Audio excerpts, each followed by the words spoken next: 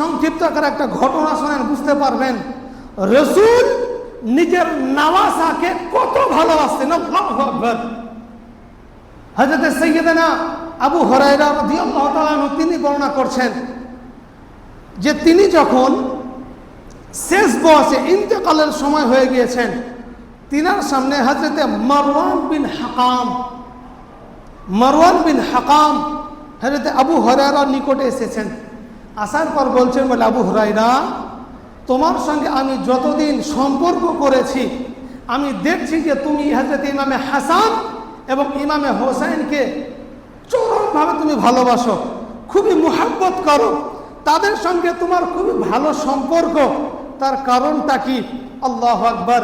যেমন এরকম কথা বলা, হযরতে আবু হুরায়রা শুয়েছিলেন, ধাড়াক করে উঠে বসে গিয়েছে। উঠে যাওয়ার পর বলছেন, বলে শোনো, একদিনের ঘটনা, রাসূল আমাদেরকে একদিন রাস্তা দিয়ে নিয়ে যাচ্ছিলেন। যেতে যেতে রাস্তায় হযরতে ইমামে হাসান এবং ইমামে হোসাইনের কান্নার আওয়াজ শুনতে পেলেন।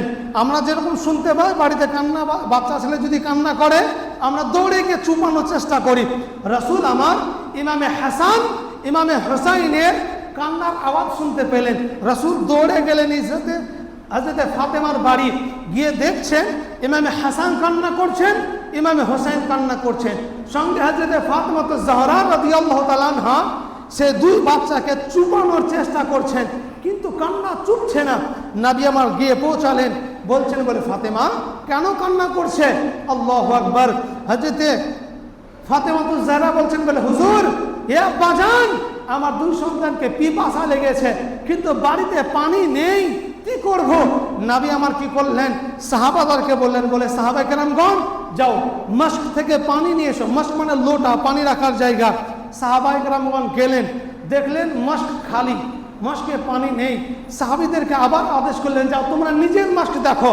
সবাই গেলেন, নিজের উঠে যে মস্ক রাখা ছিল, পানি রাখার বর্তন, প্লেট, পাত্র ছিল, দেখলেন পানি নেই।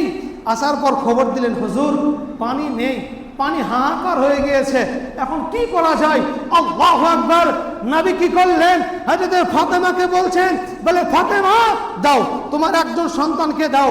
নবী আমার নিলেন, নেওয়ার পর হুজুর সাল্লাল্লাহু আলাইহি ওয়াসাল্লাম নিজের দন্দান মুবারক, নিজের জিহ্বাকে এক ছেলের মুখে লাগিয়ে দিলেন, বলে তুমি চুষতে থাকো। আল্লাহু আকবার। পাশে সাহাবায়ে কেরামগণ দেখছেন, সাহাবায়ে কেরামগণ নিজেরা চোখে দেখছেন যে ইমামে হাসান কান্না করছিলেন, নবীর মুখে জিহ্বা লাগিয়ে দিয়ে কান্না বন্ধ হয়ে গেল।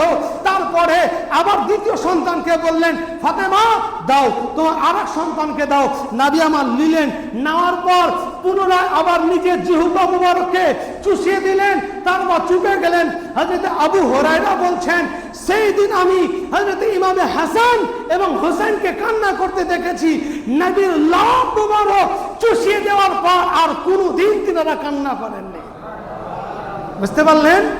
তারপরে হযরত আবু হুরায়রা বলছেন, যখন আমি নিজের চোখে দেখতে পেলাম হযরত ইমামে হাসান এবং হোসাইনকে এইরকম মুহাব্বত, এইরকম ভালোবাসা, এইরকম আল্লাহু আকবার কাজ, যে নিজের জিহ্বা মুবারক চুষিয়ে কান্না চুপানো, এরকম অবস্থায় সেই দিন থেকে আমি হযরত ইমামে হাসান এবং হযরত ইমামে হোসাইনকে নিজের জানের চাইতেও বেশি ভালোবাসি।